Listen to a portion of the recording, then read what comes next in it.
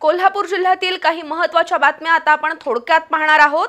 त्यासाठी आता पाहूया संक्षिप्त बातम्या अर्थात फास्ट न्यूज।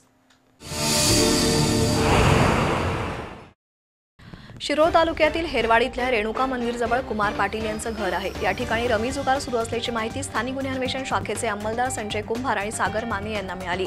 शुक्रवारी रात्री पोलिसांनी कुमार पाटील यांच्या घरावर छापा टाकला। त्यावेळी प्रकाश गवंडी, अप्पा धामणे, अर्जुन पुजारी, गौतम शिंगे, मुरारी नरवाडे, राजकुमार पाटील यांच्यासह 12 जण जुगार खेळत होते। त्यांना ताब्यात घेऊन रोख रक्कम, एक दुचाकी आणि 10 मोबाईल हँडसेट असं 1.25 लाखाचं साहित्य जप्त करण्यात आलंय।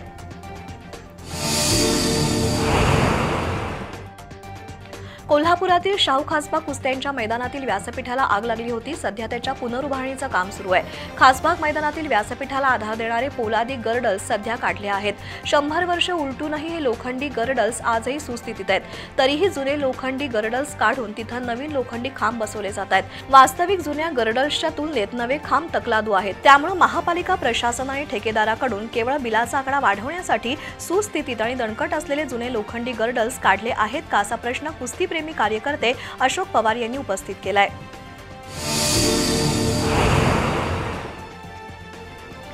महाराष्ट्र हँडबॉल असोसिएशनच्या वतीनं सातारा जिल्ह्यातील लोणंद इथं 45वी राज्यस्तरीय ज्युनियर हँडबॉल स्पर्धा 5 ते 7 डिसेंबर या कालावधीत होणार आहे। या स्पर्धेत कोल्हापूर जिल्ह्याचा संघ सहभागी होणार असून 16 नोव्हेंबर रोजी सांगरूळ हायस्कूलच्या मैदानावर त्याची निवड चाचणी होणार आहे। 1 जानेवारी 2006 नंतर जन्मलेल्या खेळाडूंनी आधार कार्ड आणि जन्म दाखला घेऊन निवड चाचणीसाठी उपस्थित राहावं असं आवाहन हँडबॉल असोसिएशनचे सचिव इम्तियाज शेख यांनी केलंय। निवड चाचणीसाठी येणाऱ्या खेळाडूंनी प्रशिक्षक निहाल शिकलगार आणि विकास बहादुरे यांच्याशी संपर्क साधावा असंही सांगण्यात आलंय। हातकणंगले तालुक्यातील नेज इथले 50 वर्षीय जिनेश्वर अण्णाप्पा सांगावे हे आपल्या मोटरसायकलवरून शुक्रवारी सायंकाळी हेरले गावाकडे निघाले होते।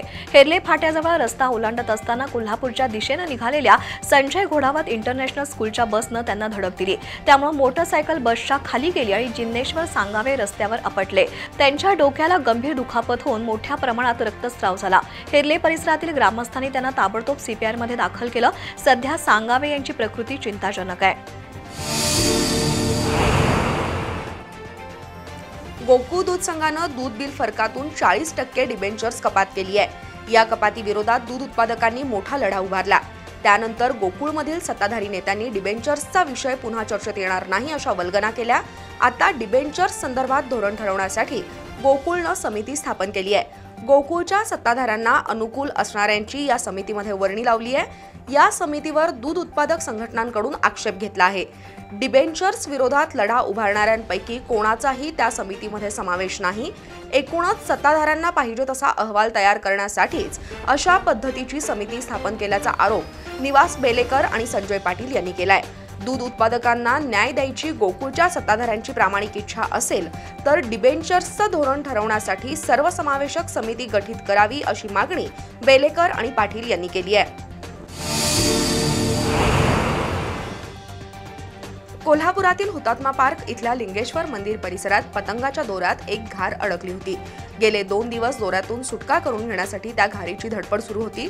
शुक्रवारी अग्निशमन दलाच्या जवानांनी घारीची सुटका करण्याचा प्रयत्न केला, पण झाड उंच असल्यानं घारीची सुटका होऊ शकली नाही। आज अग्निशमन दलानं हायड्रोलिक बूमच्या सहाय्यानं घारीची सुखरूप सुटका केली। पांजरपोळ संस्थेतील डॉक्टर राजू बागल यांनी घारीच्या पंखात अडकलेला दोरा काढून तिच्यावर औषधोपचार केल्यानं तिला जीवदान मिळालं। त्यासाठी नेत्रपाल जाधव, निलेश देसाई, रवींद्र सुतार, पांडुरंग पाटील, अलीम सय्यद यांचं सहकार्य लाभलं।